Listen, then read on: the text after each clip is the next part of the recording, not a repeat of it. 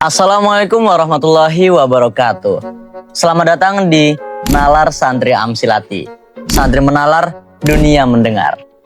Tempat di mana setiap isu yang beredar kita telaah dengan nalar supaya bisa dipastikan aman setiap apapun yang sudah terlanjur tertular. Nah, ngomong-ngomong soal opini semu, ada nih yang sering banget mampir di telinga umat.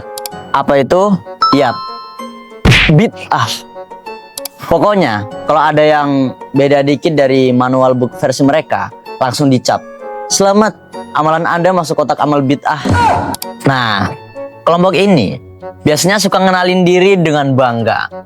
Kami pengikut manhaj salaf sejati. Tugas kami memurnikan Islam. Wow, kedengarannya heroik kan?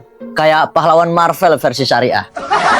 Makanya, mereka sering bawa slogan klise. Kembali ke Quran dan hadis sesuai pemahaman salafus soleh.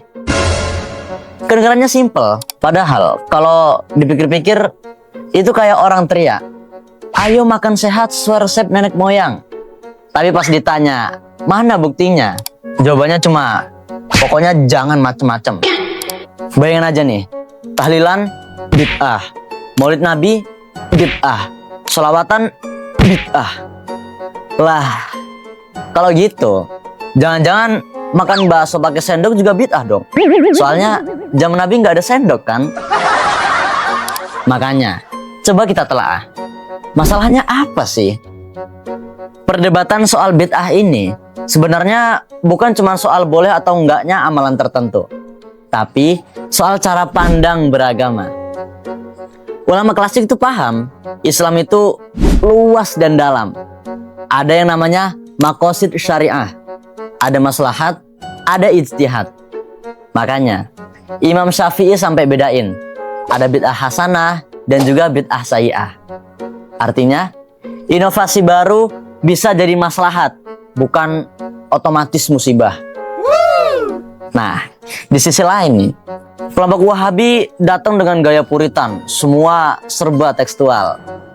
Kalau nggak ada dalil eksplisit, ya udah auto sesat. Kedengarannya sih gagah, kayak pahlawan pembasmi kesirikan. Tapi kalau dipikir-pikir, ini malah jatuhnya kayak orang baca kitab pakai kacamata kuda, lurus doang, nggak mau nengok kanan kiri. Jadinya agama dipersempit jadi sekadar teks kaku. Padahal Islam itu punya misi universal.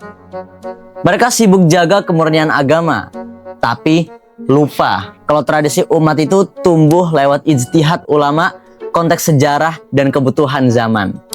Ya wajar aja kalau akhirnya gampang banget melabeli amalan orang lain sebagai bid'ah. Padahal Rasulullah SAW sendiri sudah wanti-wanti. Innad dina yusrun wala yushadda ad-dina ahadun illa golabahu. Sesungguhnya agama ini mudah, dan tidaklah seseorang mempersulit diri dalam agama kecuali ia kalah atau binasa. Hadis riwayat Bukhari.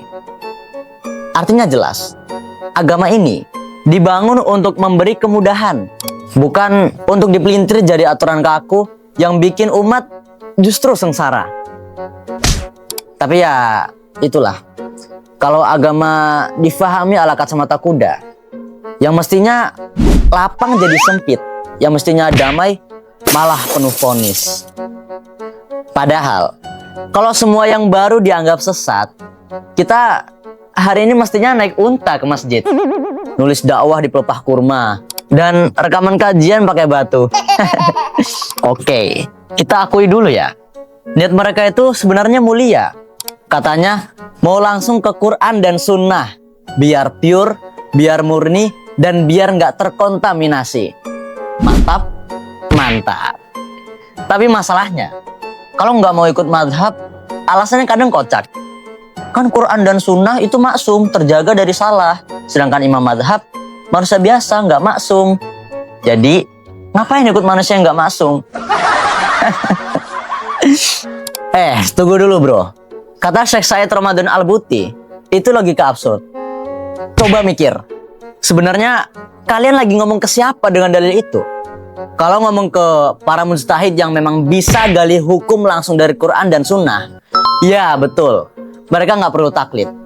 Tapi kalau ngomong ke orang awam, ke orang biasa yang bahkan baca idofah di kitab aja masih bingung, yaitu namanya ngawur. Kayak nyuruh anak TK ngerjain soal Olimpiade Matematika Internasional. Hasilnya ya pasti nangis bareng. Dan jangan lupa, pemahaman manusia terhadap Quran dan Sunnah itu nggak ada yang maksum. Mau dia ulama besar, mujtahid, apalagi orang awam, tetap aja bisa keliru. Kecuali kalau ayatnya qot'i, jelas banget. Dolalahnya pasti, sebutnya pasti, plus yang baca benar-benar jago bahasa Arab. Selain itu, semua butuh proses, butuh metodologi, dan disinilah pentingnya mazhab. Jadi lucu kalau ada yang bilang, ngapain ikut imam? Imam itu nggak maksum. Lah terus emangnya pemahaman ente sendiri maksum? Kalau ikut Imam Syafi'i dibilang salah, tapi ikut Imam Google Translate malah dianggap benar. Tuh, piye toh ye. Dan lebih kocaknya lagi, ada yang berhayal seolah-olah mazhab-mazhab itu muncul buat saingan sama Nabi Muhammad SAW. Padahal jelas, semua ijtihad imam itu akarnya ya tetap Quran dan Sunnah. Kalau mereka bilang, jangan ikut imam, ikuti Rasulullah langsung. Ya, jelas. Semua juga pengen ikut Rasulullah. Tapi masalahnya, ngerti nggak maksud Rasulullah di setiap sabdanya? Itu dia gunanya imam mazhab. Jadi jembatan, bukan saingan. Makanya, kalau ada orang yang ngotot anti mazhab, ujung-ujungnya yang jadi imam bukan Abu Hanifah, bukan Malik, bukan Syafi'i, bukan Ahmad. Tapi imam baru bernama Imam Suka-Suka Gue. Dan itu lebih berbahaya bro. Karena dari situ, biasanya lahir jurus andalan. Gampang nyesatin, gampang membid'ahkan, tapi nol kontribusi buat ngebangun umat. Nah, masalah terbesar dari pola pikir Wahabi itu satu, nggak konsisten. Katanya mau ngejaga kemurnian agama, tapi cara dakwahnya justru penuh kontradiksi. Kenapa? Karena cara berpikir mereka parsial dan tekstual. Bacanya sepotong, bikinnya sepotong, ngomongnya pun sepotong-sepotong. Padahal Islam itu nggak bisa dipotong-potong kayak ayam utuh yang siap potong. Allah udah jelas bilang, Bismillahirrahmanirrahim. Ya ayyuhalladzina amanu dkhulu fis-silmi kaffatan wa la tattabi'u khutuwatis syaitan. Wa la tattabi'u khutuwatis syaitani innahu lakum aduwwum mubin. Artinya, wahai orang-orang yang beriman, masuklah ke dalam Islam secara total. Jangan setengah-setengah dan jangan ikut langkah setan.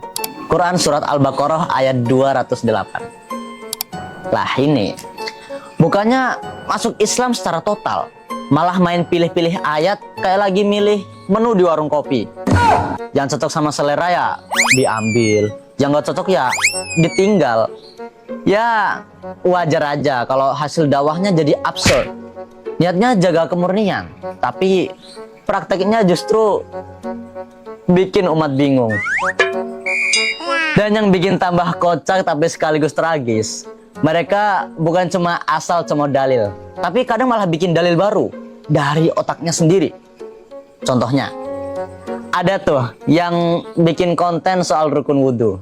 Yang terakhir ketika berwudu ada orang pada saat membasuh kepalanya dia hanya membasuh di keningnya saja. Apa sah sholatnya? Setahu saya sah saja, karena membasuh kepala bagian daripada sunnah, ya bagian daripada sunnah. Yang merupakan rukun wudu itu adalah wajah dan tangan sampai siku. Sebagaimana kalau kita tayammum, ya, yang lainnya sifatnya itu sunnah muakkadah yang lebih kuat dari pendapat para jumhur ulama. Bayangin bro, sesuatu yang udah ijma ulama sejak zaman klasik, dari kitab fikih dasar sampai syarah-syarah tebel, malah dipotong seenaknya. Terus dibilang gini, setahu saya rukun wudhu itu begini, jadi bukan begitu. Lah, sejak kapan setahu saya itu bisa jadi sumber hukum Islam? Kalau gitu caranya ya, semua orang bisa bikin mazhab sendiri. Mazhab saya, imamnya ya diri saya sendiri. Padahal para ulama sudah bersepakat. Rukun wudhu itu jelas. Niat, membasuh wajah, tangan, kepala, kaki. Gak ada tuh versi alternatif ala YouTuber atau TikToker yang cuma bermodal retorika nyaring. Ya, tapi begitulah. Kalau logika cuma berdasar potongan teks atau opini pribadi, hasilnya ngawur. Tapi herannya mereka pede. Mereka ini bilang, ini bukan bid'ah, ini lurus. Tapi nyatanya, justru mereka yang bikin umat nyasar. Karena ngajarin wudhu pakai logika sendiri, bukan pakai metodologi ulama. Ironisnya, yang suka nyesatin orang lain dengan label bid'ah malah lupa kalau dirinya sedang bikin-bikin aturan baru yang nggak pernah sama sekali sepakati. Nah, kalau tadi kita udah ngomongin soal isi materi mereka yang sering parsial dan sepotong-potong, yang bikin makin miris adalah lafaz yang mereka ucapin pun kadang salah kaprah. Bayangin, teks asli udah jelas, dalil udah ada, tapi pas diucapin malah belepotan. Dan jangan remehkan loh, salah lafaz itu bukan cuma salah lidah, tapi bisa merubah makna. Ibaratnya nih, kamu mau bilang saya makan nasi, yang keluar malah saya dimakan nasi. Ya beda tipis sih, tapi akibatnya bisa fatal. Yang satunya kenyang, dan yang satunya malah jadi korban kanibalisme. Nih, lihat aja sendiri. Beliau mengatakan, Nabi SAW bersabda, pelajaran pertamanya adalah laisal mu'mini bitta'an. Kata Nabi SAW, alaikum bisunnati wa sunnatul khurafa'ur rasyidun wa sunnatul khurafa'ur rasyidun wa sunnatul khurafa'ur rasyidun al-mahdiyun min ba'di al-mahdiyun min ba'di. Hah? Yakin bacanya laisal mu'mini khulafa'ur rasyiduna? Padahal udah jelas, Laisa itu merupakan saudaranya kana wa akhwatuha. Jadi i'rabnya jelas, isimnya dibaca rofa, maka harusnya dibaca laisal mu'minu, bukan mu'mini. Bayangin aja, ada orang yang bergelar doktor, S2 luar negeri, CV-nya tebel kayak skripsi belum direvisi. Tapi pas baca hadis, i'rabnya masih belepotan. Lafaz aja salah, apalagi makna. Ironisnya, di sisi lain ada anak kecil di pesantren baru tamat jurmiyah. Baca hadisnya benar, i'rabnya rapi, maknanya pas. Hasilnya, si bocah nggak kesasar dalam paham teks. Dan yang bikin tambah miris lagi, kesalahannya bukan sekali dua kali, tapi udah kayak langganan tetap. Baca hadis, salah. Ngulang lagi, salah. Pindah tema, salah. Balik lagi, masih salah. Kalau salahnya cuma sekali, kita bisa bilang khilaf. Tapi kalau sering, itu namanya hobi, bukan khilaf.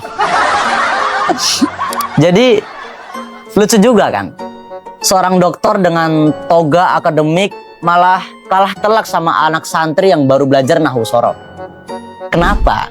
Karena adab ilmu itu bukan gelar, tapi ketelitian memahami teks. Kalau i'rab aja udah acak-acakan, terus masih pede nyesatin orang lain, itu bukan lagi ilmu, tapi ilusi berjubah akademik. Sama aja kayak profesor matematika yang tiap hari nulis 2 tambah 2 sama dengan 5. Tetap ngotot bilang, percaya deh, saya kan dokter. Nah, sekarang pertanyaan pentingnya, kalau begitu solusinya apa? Simple. Kita harus lebih selektif selektif nyari informasi, selektif nyari tokoh. Jangan sampai kita belajar agama kayak belanja di marketplace. Lihat yang diskon, langsung check out. Padahal barangnya KW semua. Dan solusi paling aman ya jelas, kembali ke ajaran Ahlus Sunnah wal Jamaah. Di situ kita diajari cara berpikir runtut, ngaji kitab secara berjenjang, dan memahami Islam dengan komplit, bukan potongan-potongan. Mulai dari fikih, usul fikih, tafsir, hadis, sampai balaghah dan tasawuf. Semua ada tahapannya, dan semua ada sanadnya. Nah, kalau Wahabi kan kayak orang makan mie instan. Tinggal seduh, langsung kenyang, tapi besoknya sakit perut. Sedangkan Ahlus Sunnah wal Jamaah itu kayak makan di dapur pesantren. Memang lama, banyak bumbu, tapi sehat, bergizi, dan bisa bikin kuat sampai tua. Dan di era modern ini, banyak kok yang udah sadar dan menanggapi serius persoalan Wahabi. Ada buku, kajian, penelitian, sampai konten kritis yang membuka mata. Seperti Ajir Ubaidillah dan masih banyak lagi. Hikmahnya, kita jadi lebih waspada. Kita tahu mana yang sekadar suara keras dan mana yang benar-benar berakar dari tradisi ulama. Ibaratnya, Wahabi itu kayak suara gaduh yang bunyinya nyaring banget tengah malam. Awalnya bikin panik, tapi lama-lama kita sadar, oh, cuma kucing lewat. Nah, setelah tahu sumbernya, kita bisa tidur lagi dengan tenang.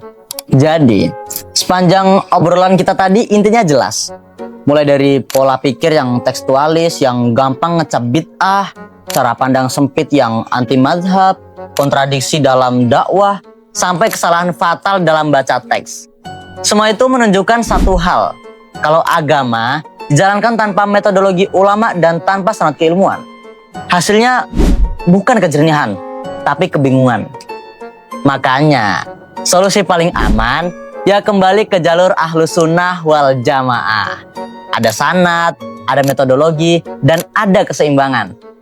Dengan itu, agama tetap menjadi rahmat, bukan sumber konflik. Dan pada intinya, opini semu kalau dicek, dianalisis, dan diarahkan ke ridha Allah, bisa kita ubah jadi fakta yang nyata. Makanya, menalar dulu, menular kemudian. Biar yang nyebar itu kebaikan dan fakta, bukan gosip-gosip murahan. Sampai jumpa di episode selanjutnya di Nalar Santri Amsilati. Santri menalar, dunia mendengar. Wassalamualaikum warahmatullahi wabarakatuh.